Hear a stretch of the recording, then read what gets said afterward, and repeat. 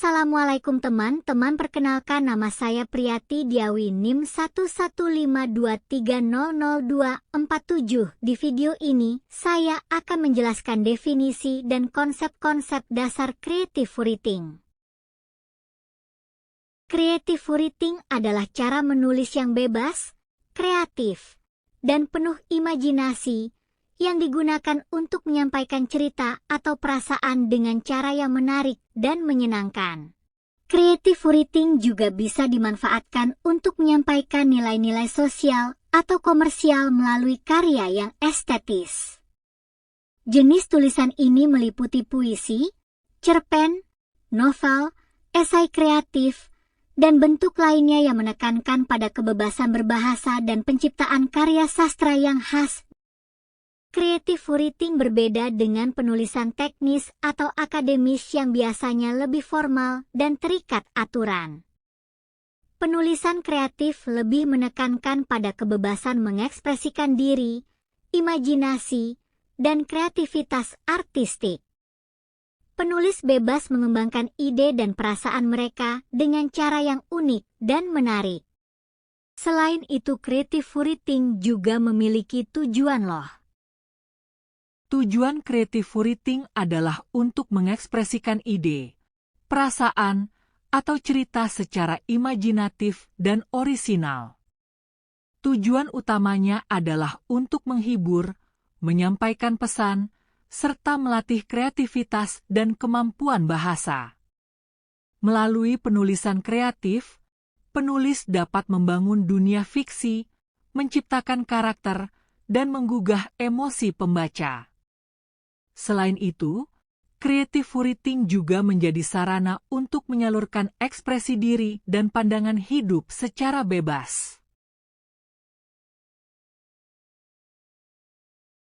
Selanjutnya ada konsep-konsep dasar creative writing. Konsep-konsep dasar creative writing. 1. Ide dan inspirasi. Ide adalah inti utama dari tulisan. Tema bisa berupa cinta, persahabatan, perjuangan, kehilangan, atau hal lainnya yang ingin disampaikan penulis. 2. Plot atau alur. Plot adalah rangkaian peristiwa dalam cerita yang meliputi pengenalan, konflik, klimaks, dan penyelesaian. Plot bisa disusun secara linear, urut waktu, atau non-linear, flashback. 3. Tokoh dan penokohan. Karakter utama, pendukung, dan peran antagonis atau protagonis. Penokohan dibangun melalui dialog, tindakan, dan deskripsi. Karakter dalam cerita harus dibuat hidup dan menarik. 4. Latar atau setting. Waktu, tempat, suasana yang membentuk konteks cerita di mana cerita berlangsung. Setting membantu pembaca membayangkan dunia dalam cerita. 5. Sudut pandang. Dari mana sudut pandang cerita diceritakan seperti orang pertama, aku atau saya, orang ketiga, dia, dan serba tahu, omniscient. 6. Gaya bahasa atau style. Cara penulis menggunakan bahasa atau pilihan kata diksi, ritme, penggunaan metafora, simbol, atau humor. Kalimat, dan cara bercerita yang unik dan khas. Lalu ada tips menulis kreatif. Menulis setiap hari. Sama seperti olahraga, menulis pun perlu latihan cukup 10-15 menit sehari. Bisa dalam bentuk paragraf atau cerita pendek. Membaca berbagai karya fiksi.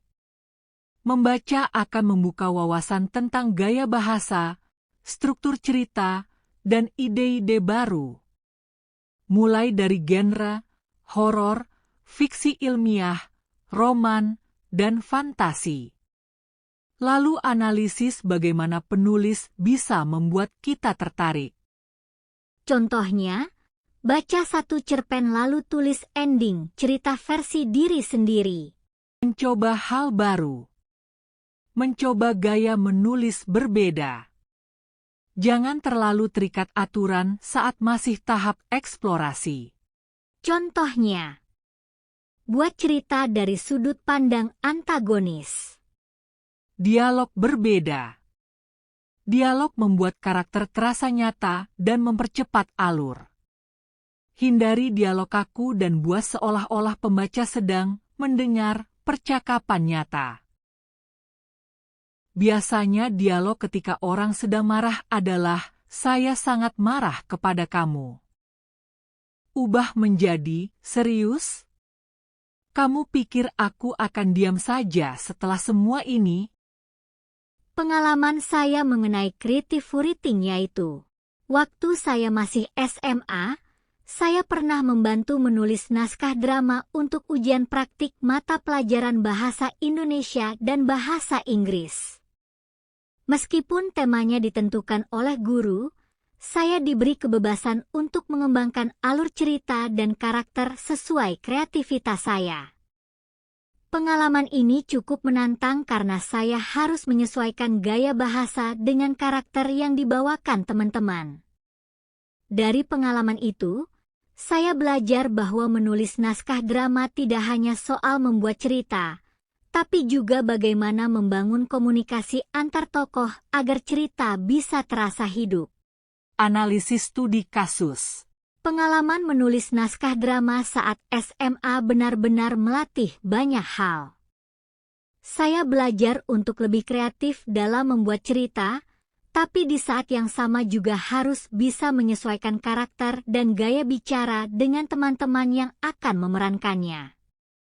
Ternyata, menulis naskah itu nggak cuma soal ide cerita, tapi juga tentang bagaimana tokoh-tokohnya bisa berinteraksi dengan alami supaya ceritanya terasa hidup.